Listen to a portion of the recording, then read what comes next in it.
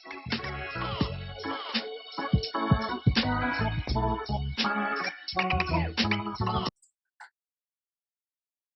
afternoon, ladies and gentlemen. My name is Wesahana Pearson, recording for Black Asia Magazine.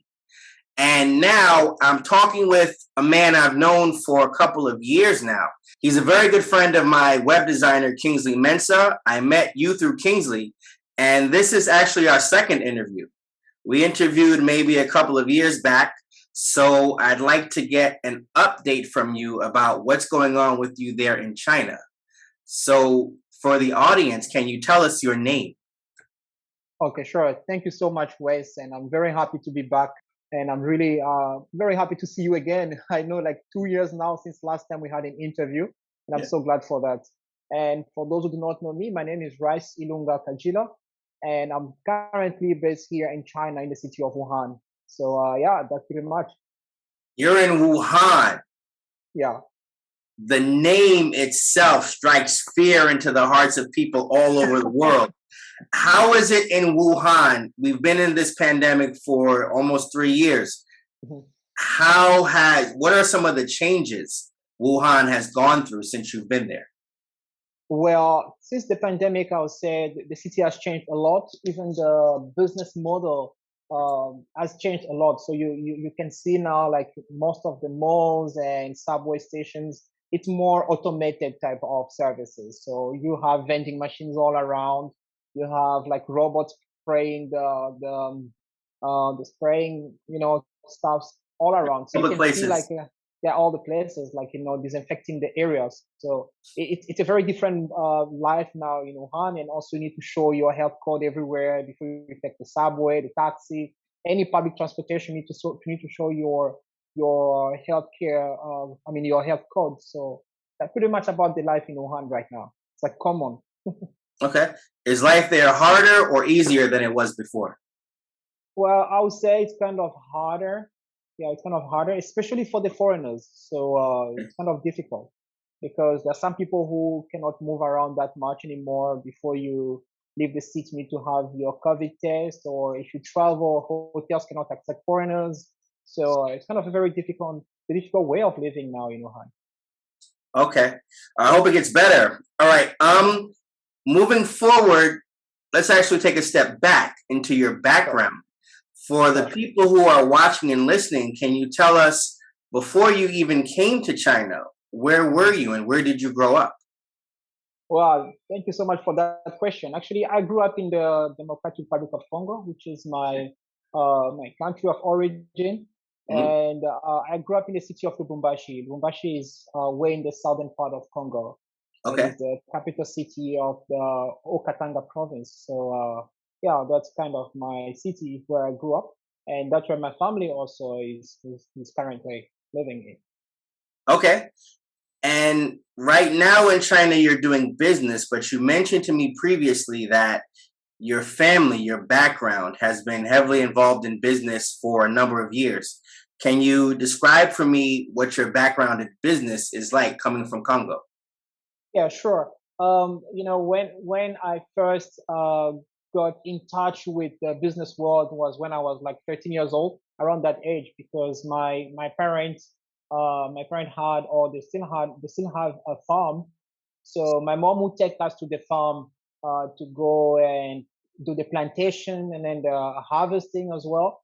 So I still remember clearly that was the very early steps in my entrepreneurship or business, I'll say school with my parents. So I learned business from my parents, and my mom would teach us how you can do your own plantation and then go for harvest and sell them in the market. If you cannot sell, she will help you sell and then give you back that return. And also, besides that, she would take us during the holiday to work with her at her boutique in Lubumbashi city. So you'll be with her for the whole day, trying to deal with the clients, trying to arrange the place, making sure that it's neat enough, welcoming enough, deal with the customers. So this, I would say, those were the very early days of me learning about business and learning about how you can take care of the customers in different services. Yeah. Okay. And how would you compare doing business in the Congo to doing business where you are now in China?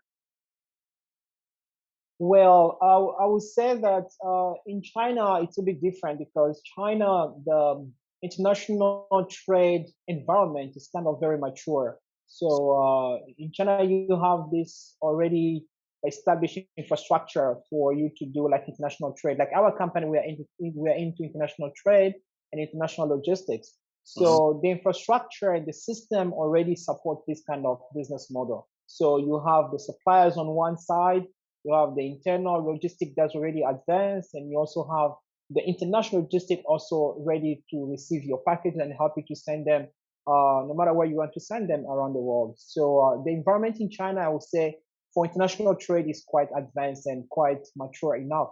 Yeah, for anyone, even if just a beginner. Mhm. Okay. And it's great that we're moving in this direction with our conversation. There's so many people who are curious about going to China, living, working, especially doing business and international trade in China. I lived there myself. I was there for a few years. I was in the South. And what I saw is that it can be extremely frustrating. A lot of people will agree with me. Doing business in China can bring a lot of headaches. So, what are some of the drawbacks or some of the maybe issues you've come across when doing business in this country? Well, that actually is the reality because when an environment like China, where the international trade is already kind of mature, and also the international logistics part as well. So that also give room. That also give room for a lot of scammers, I would say. So you're a foreigner, you can't speak the language properly. You don't know how to assess a company if it's reliable or not. So some of these things are crucial if you are maybe going to help, let's say, your clients on the other side of the world, whether it's Africa or anywhere else. So if you are here, you cannot find a reliable supplier, then you may be scammed and just lose your money because you don't even know how to check if a company is reliable or not. Besides that, you also have the constant changing of policies. So these change of policies can really affect your business. All of a sudden things just change and you cannot complain about them, just need to adjust to it. So some of these things like the policy and also not knowing how to find the reliable suppliers can give quite a headache to foreigners who want to do business in China. Yeah, so there's so many scammers in China in terms of businesses. Anybody can call you and tell you, okay, their business that does so and so, but how do you check that they are reliable? How do you check that it's a true company? Now, this one, it's so hard for most of foreigners to find out. Yeah. And that's what I want to ask you next. Before that, what's the name of your company? How do I find it? What is the name of it? Okay, the name of our company is OBTC. OBTC stands for Overflowing Blessing Technology Consulting Company. So we Okay. are based in Wuhan City Mhm. and we are registered in the Wuhan Free Trade Zone. So it's a new area in Wuhan that kind of really accommodate the foreign talents and also foreign companies because the policies are quite in favor of foreigners. So Okay. I don't want to go deep into that one Okay. unless you are somebody who's here in Wuhan. So our company is registered there in the Wuhan Free Trade Zone. And we also have branch offices in Guangzhou and also in Lubumbashi City. So if you'd like to find us, we have a Facebook page which is called OBTC Import and Export. You can just check it out and see our products, see our services. And also on Instagram and also on WhatsApp, you can just get my contact and I'll give you more detail. Okay, that'll definitely be available for people who want to reach out to you. You mentioned scammers. How do you deal with that? What are some of the positive solutions that you thought of, if at all, for checking that, like that legitimacy that you talked about, making Mhm. sure that this is a legitimate company, that you can talk to them, communicate with them, and that you understand their needs and they understand your needs? How do you do business in an environment where there are so many scams? Yeah, sure. Um, uh, I would say that one of the easiest way you can find a reliable company is through the word of mouth. So you can always ask people who are already into the business, whether they're your countrymates or maybe other people from other countries who are already doing the same business and sourcing the same product that you want to source for your clients. So ask them for recommendation. This is very, very important. Even for our company, when we started, we had to first build the connections and build the relationship with other people. Even till now, we keep on building relationships. So in this way, you can be sure that you are addressing to the right companies. So if you are not an expert or anything, just ask people who are in the business. They will help you. They'll recommend you. The second way is that in China, there is a unified system for all the companies in the mainland China. So all the companies can be checked online. There's a website for it. So if you ask any company and tell them, okay, can I see your business license? So if they cannot give you their business license, then you can already put a doubt on them. Why? Because yeah, through a business license, you can check everything online. If they pay their taxes, if they are registered legally, what's the status of their company. So that's a more advanced. If you can speak Chinese, you can go ahead online, put their business license number, and then you can see everything. Okay. All right. So, like I just mentioned, there are people who are already living and working in China who would benefit a great deal from the services you have to offer. And there are people who are thinking about contemplating moving to Asia, moving to China, doing business, and they can learn a lot from you also from your experience. Are you hiring people right now? Are you looking for workers or employees? Or if I wanted to work for you under your company, is that possible and how would that happen? Okay, sure. Actually, our company being fully registered here in Wuhan, we can hire any talents that we want, whether it's Chinese or a foreigner. So that's very possible. Now, in China, it's not just about the company deciding to hire somebody, but it's also about the immigration office be able to accept the application. So I think sometimes this is what makes it difficult because you need to submit your document to the business office, and also they have to approve our contract with the particular person, and then just like run through the paperwork. So we can hire anybody that we want at any time, but at the same time also we cannot make a promise that the process of hiring the person may be successful because it's very tough sometimes. Yeah, yeah, yeah. Okay. And if I enter into this process, how long does the process take, roughly? Usually within 1 month, you can Okay. have, yeah. So long that they accept the document, because once you submit the document, some of them need to submit them online, and others you need to go to submit the physical document.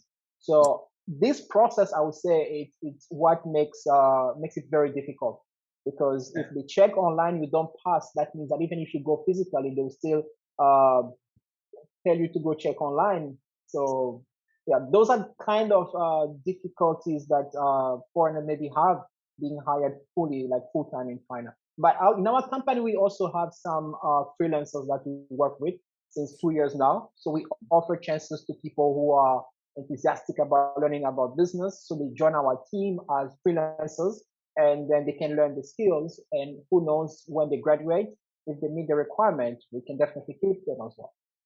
All right. Do I have to speak Chinese or have a basic level of Chinese to work for you? Definitely. Since Okay. since now we are working online, so we need to discuss with the suppliers. Some of them, they are new, they don't speak English properly, so we really recommend that anyone who wants to work with us should have a basic command of Chinese. Yeah. Okay. All right. Now, I want to go a little bit more in depth talking about what exactly you do. What does your job look like on a daily basis? Okay, sure. Let me talk about our international trade business or service that we offer to our clients. So we offer two services to the client who are involved in international trade. The first one is that we help them to source different products in China. That means that we may suggest to them what we have on our list, because we attend exhibitions and then we are in contact with suppliers. So we may suggest directly some of the product to the clients and say, okay, this is what we have.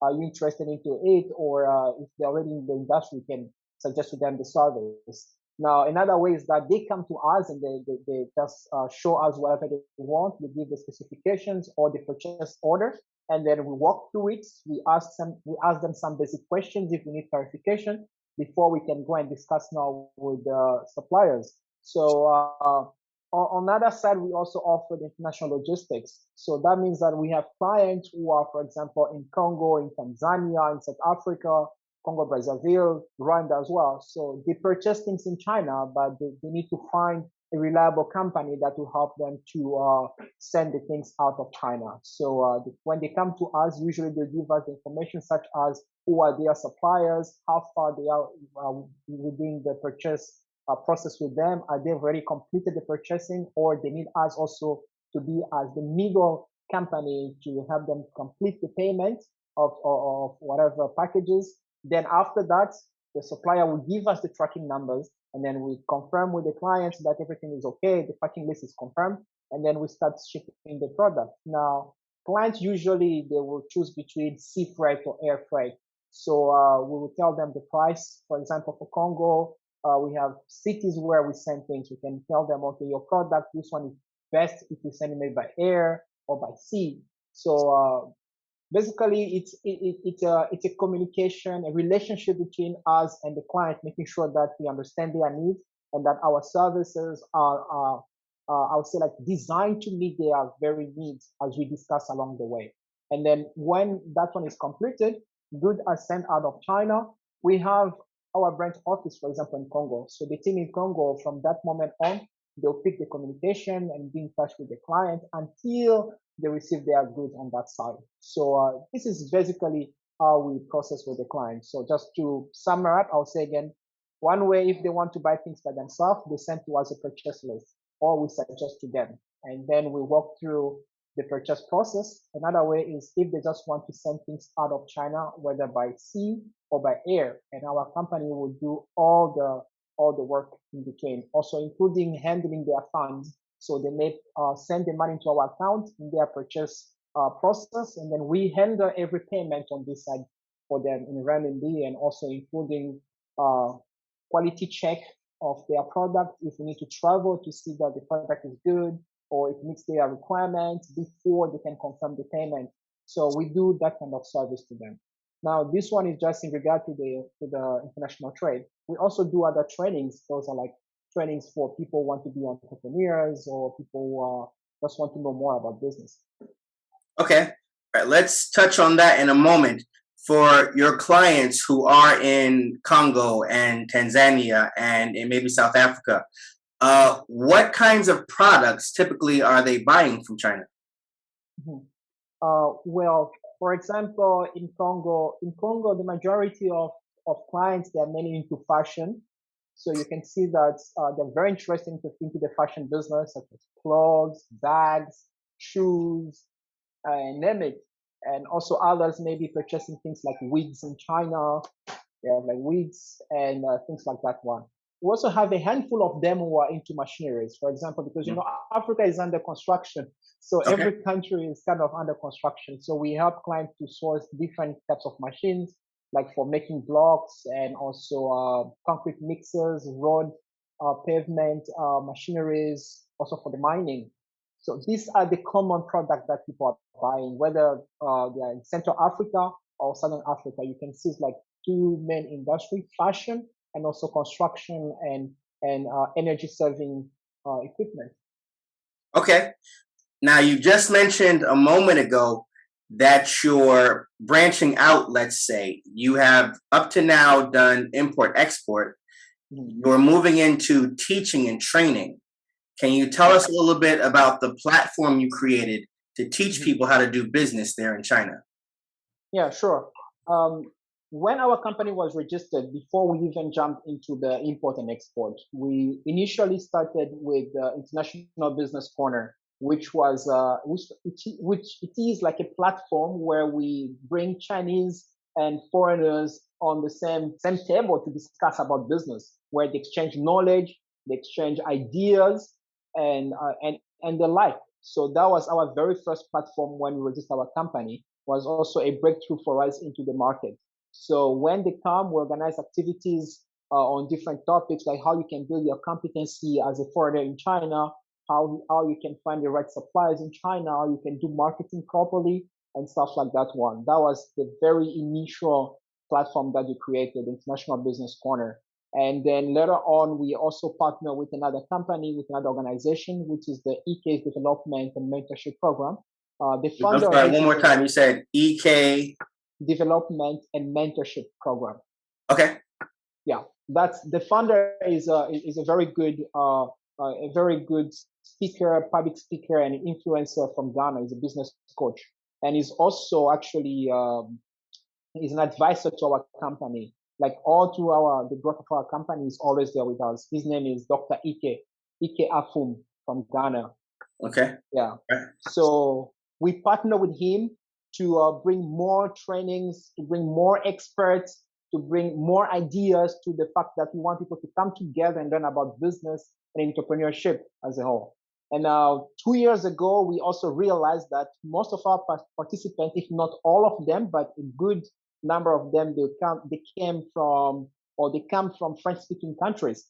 Okay. So they may join, but they don't understand clearly every single thing that we are talking about, or even they cannot participate because they cannot express themselves freely. Mm-hmm. So we created one more platform called Frempreneurs, which is French Speakers Entrepreneurs, Frempreneur. Okay. So with that one, actually, we have been able to tap into more young African CEOs, if I can say it like that. We have been able to tap into that very realm because, there are many French-speaking countries in Africa.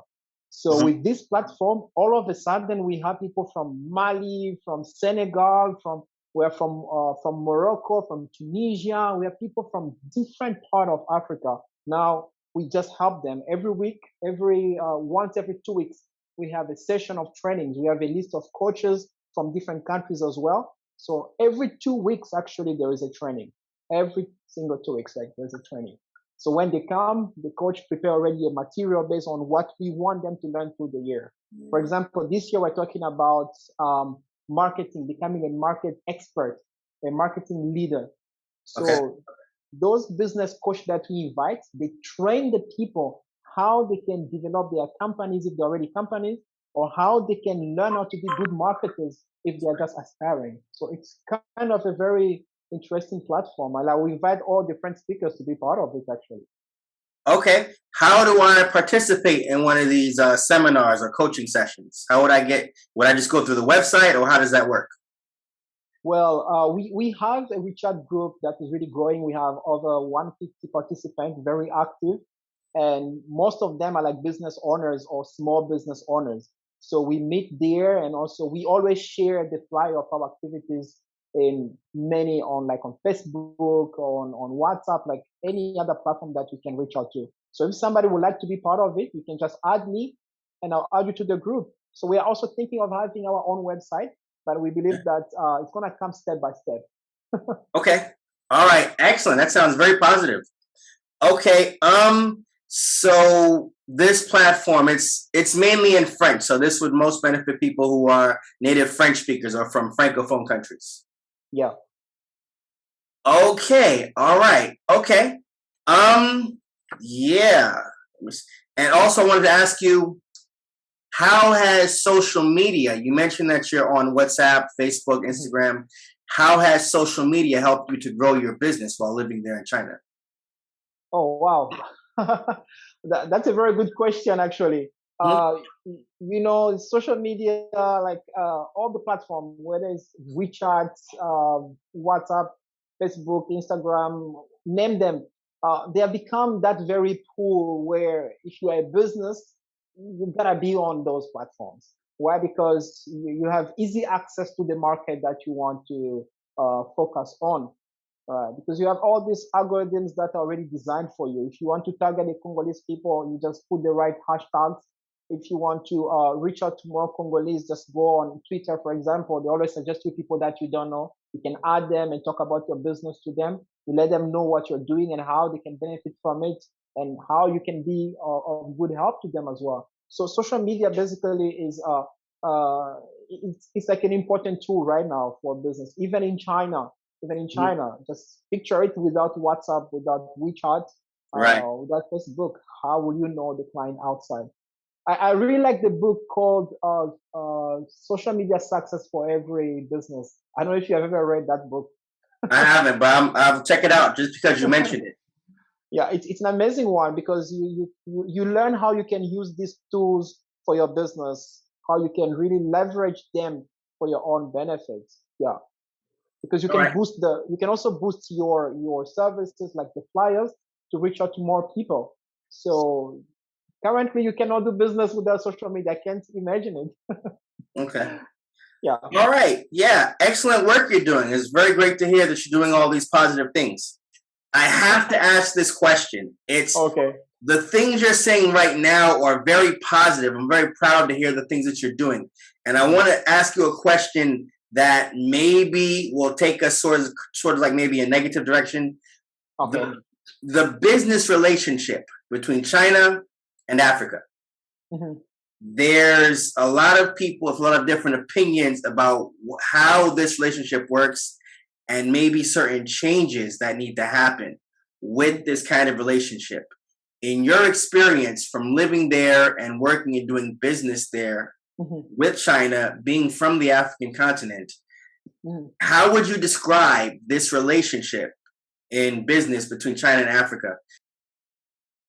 Well, that's a very interesting question, and usually think about it, but in a broader way, I would say up until now, the relationship between China and Africa, it's good on a superficial level, Okay. right? Where by the use of media, you can cover up many things.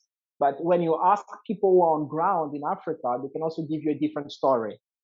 So there is this gap between the truth of the relationship and the reality of what is happening there, right? But at the same time, also, you can see that the relationship benefits serious government and it's Okay. detrimental to the ones that are not performing well. Okay. So this relationship is very hard to determine by means of the whole Africa as a whole. How is it between China and Africa? So unless maybe we talk about it like specifically within one country, is this one helping the country or not? Because now we can now talk about of countries that are not really seeing anything good about this relationship because it's more like you are losing and they are making. It's not really a win-win. So, Okay. and this has its own reasons. As I say, if the government is very serious one and have very strong structures and policies, then China is a key partner because they will also do very serious things with your country. But if your government is not that serious with the social life, the policies and this and that, then you can, if you are in China and then you see what companies maybe praising on that side as the work of China, we can be like, really, do you call this one really good? Do you call this standard? Maybe because you have not seen yet what China does in their own country. So we Right. who are in China, we have a chance to come to kind of evaluate, Right. yeah, evaluate this relationship, but specifically by country. Okay. All right. Yeah. Okay. Excellent. Great to hear that. Wrapping up the interview, are there any final thoughts or final comments you'd like to give us or share with us? Yeah, sure. Thank you so much, first of all, for having me. And I'm very happy that we can tap into this beautiful family of the Black Africans around the world via this platform. So thank you so much for that. Okay. Now, what I can tell to our participants or to anyone who loves Africa, I would say build home, right? Build home. Our own company, starting from last year, we have some project building back home. Like right now, we have a healthcare center being built for a rural area. Just like build home, we were outside of China, I mean, outside of Africa, we have a mandate to take what we are seeing here, replicate them in our motherland. Why? Because foreigners would never build your country. They'll only be there to take the resources and make their own returns before they can leave your country, of which you cannot blame them. But we as Africans, we have to decide wherever we are, make sure that your home village is developed, make sure that your home city is developed, make sure that you participate into it. It may be hard. I would say our company being building a project outside of China. We are here. It's not easy. Why? Because you expect it to be faster, but it's not that fast. But by doing so, you are helping your country, your community in Africa to develop. So my encouragement would say would be to everyone, to every Black African, to any African out there, build your home, right? Build your home, flash some of your income to the motherland, and make sure that it's beautiful as well. We are the one who have the responsibility to change the narrative. No one would do it for us, so we have to change it by making things that are making better things, better environment, better healthcare, better housing, better of everything. So in this way, we can change it. So those are my final words. I would say thank you so much again, and yeah, I hope we can have another interview soon. I really enjoyed the time. Yeah, thank you very much for all the information you bestowed upon us. Good luck with all your endeavors in the future and brilliant, very insightful words. All right. Yeah, Black Asian Magazine. Thank you, Rice. thanks. Thank you so much, Wes. Appreciate All it. right.